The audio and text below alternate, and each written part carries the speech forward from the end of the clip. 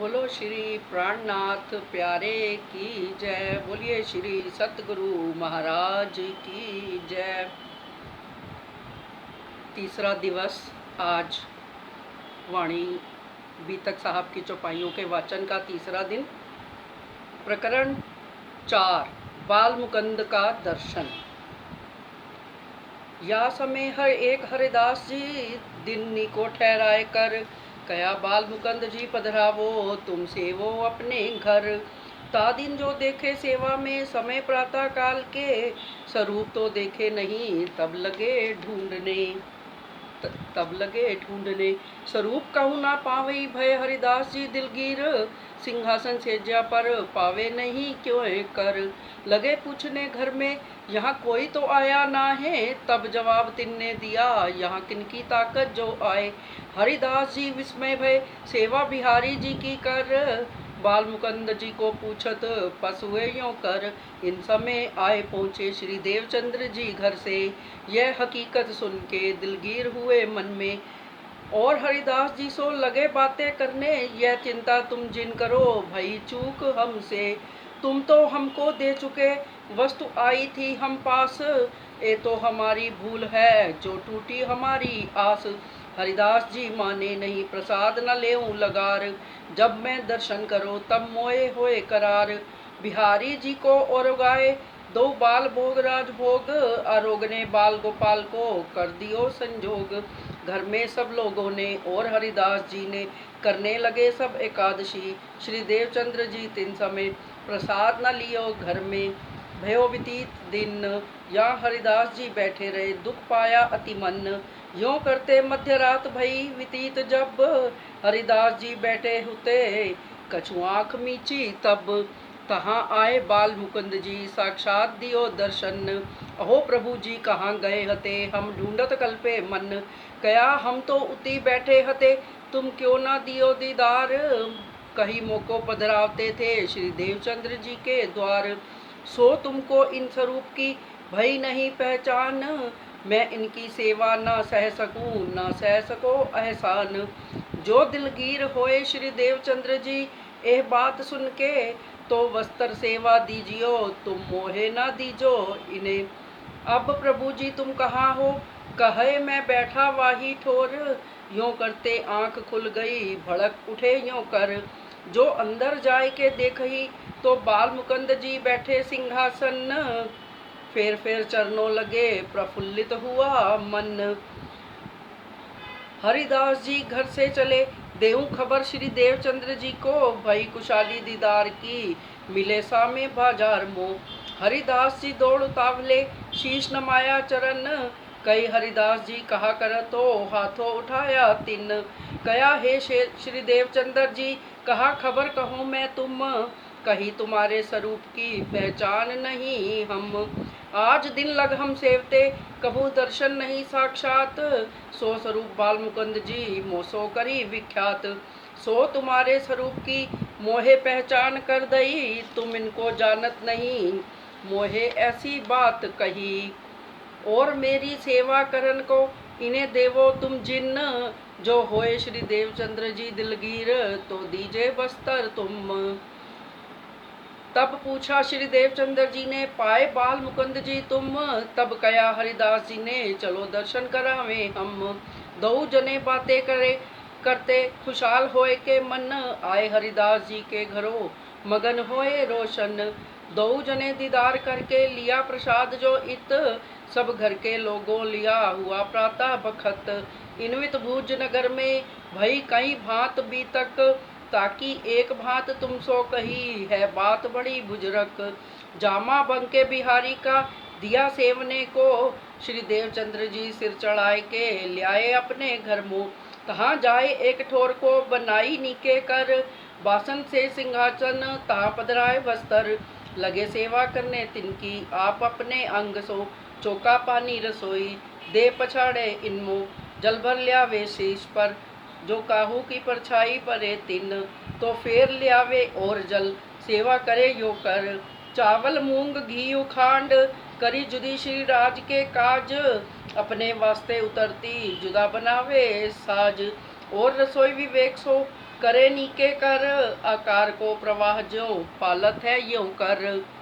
जब इन भांत सेवा करे, लगे लीलबाई को लोग कहने, तुम ऐसी स्त्री हो घर में, देवचंद्र जी मेहनत करे हाथों से। तुम क्यों रसोई ना करो, जल क्यों ना भर ल्यावो तेह, तुम चौका क्यों ना देवत, चाहिए तुमको सेवा एह। तब इत लीलबाई ने करी आय के अरज, सब मोको ताना मारत, करत सेवा अपनी गरज। तब श्री देवचंद्र जी ने कहा, नहीं तेरो एक काम, कभू तेरो चित दुखाए गए, जल भरते इस ठाम, या और टहल करते दुखाए, तो को नहीं पहचान। तब सेवा धर्म कहाँ रहो, ना होए मेरे समान।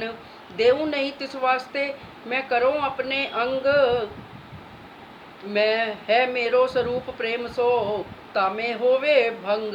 सेवा करने ना दई, सब करे अपने हाथ, हमेशा चितवन करे, रहे सेवा के साथ।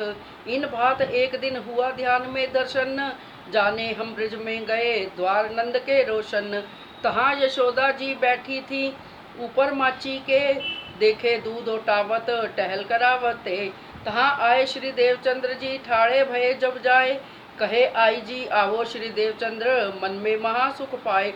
यशोदा जी कहे तुम आरोगो श्री देवचंद्र जी इत, तब पूछा श्री देवचंद्र जी ने, कृष्ण जी हैं कित, है कहाँ श्री कृष्ण जी मैं करूं दर्शन, कहीं गए वन में खेलने, कया है उत मेरा मन। मिठाई घर में से मंगाए के, दही श्री देवचंद्र जी के हाथ, वहाँ ही जाए के अरोगियो दो मिल के साथ।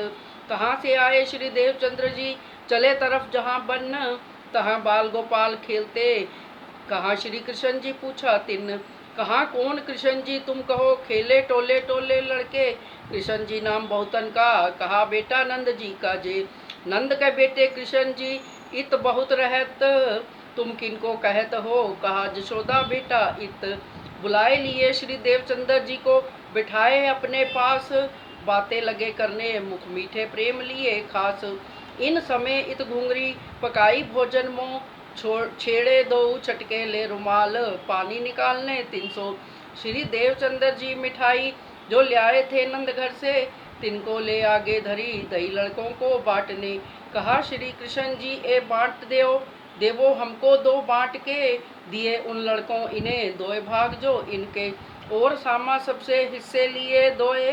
श्री देवचंद्र जी आप आरोगो, फिर ध्यान से चौके सोए। तब इनका विचार करके तहकीक किया मन में, हमारा खामंद यही है, चित बांध्या इन स्वरूप से। और गावने लगे इनको दिल में कर विश्वास, दिल में यही उपजी ब्रजलीला की रही आस। कोई दिन इन भात सो हुआ है गुजरान, इत भात कई विध की कहाँ लो कहूँ पहचान।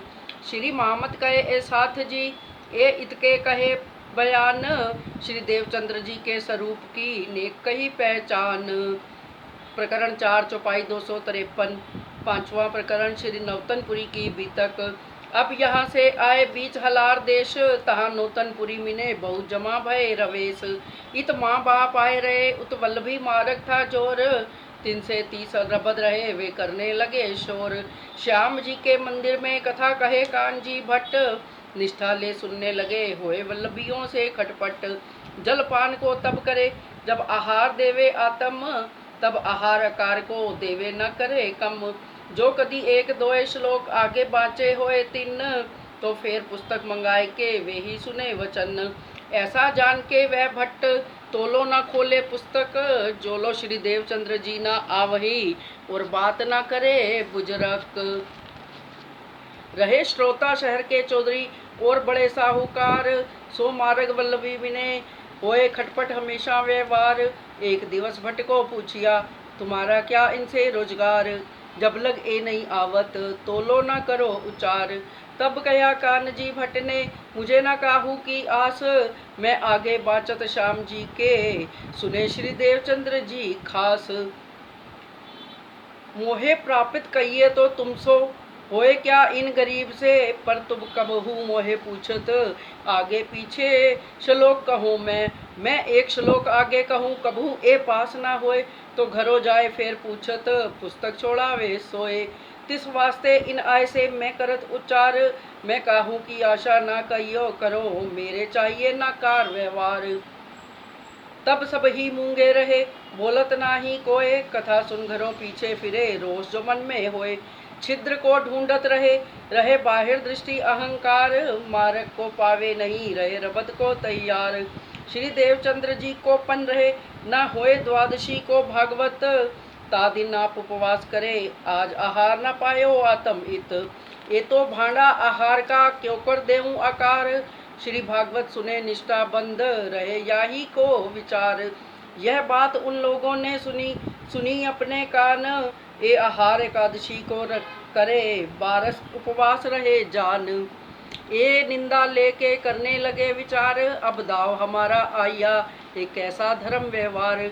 आए सभा में मिलके पूछी कान जी भट्ट से, ऐसा उपदेश तुम दिया जो प्रसाद ले एकादशी में, करे 12 को उपवास, यह कौन शास्त्रों बताए, यो श्री देवचंद्र जी करत है, सो हम सो कहो समझाए।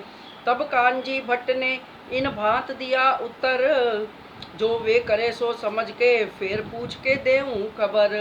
यो कहते श्री देवचंद्र जी आए विराजे सभा में, जो कान जी भट्टे पूछिया, यो श्री देवचंद्र जी से, करत 12 को उपवास, एकादशी को करत आहार, मैं तो यह मानी नहीं, श्री देवचंद्र जी करन आहार। तब श्री देवचंद्र जी उत्तर दिया, यही बात हम करत, तब सबों ने कहा, अर्थ कहो हम समझत नाही इत। पर इतना हम समझत हैं, जो श्री भागवत रखत, ताकि एक डारी को कोई बिरला पहुँचत। पर तुम पात पात की रग में है दरखत विस्तार, तहाँ तुम सब में फिरवले, ऐसो औरन को नाही विचार। कया ए तो तुम कहत हो शास्त्रों के वचन, ताको साच जान के लेते समझाए मन। तब श्री देवचंद्र जी ने कहा, हम लिया ऐसा पन्न, है भागवत आहार आत्म को, जो लो न सुनने पावे मन। सो भागवत द्वादशी को तुम नाही बाचत, मैं तब आकार को आहार ना देवत, और एकादशी को लेत प्रसाद, ताको भेद इतना जानत, कोट एकादशी एक सीत के तुल्य ना आवत। श्री प्रार ब्रह्म लीला रस का यह जो ग्रंथ श्री भागवत, तिनको सुन के स्वर्ग का ये सब साधना करत। तब कान जी भट्टे कहा, देवो इनका उत्तर, जवाब न आया काहू को, धन्य धन्य कहा यो कर। इन भात चर्चा मिने रहत है एक रस, नीर नैनो झरत है, जो वाणी सुने सरस।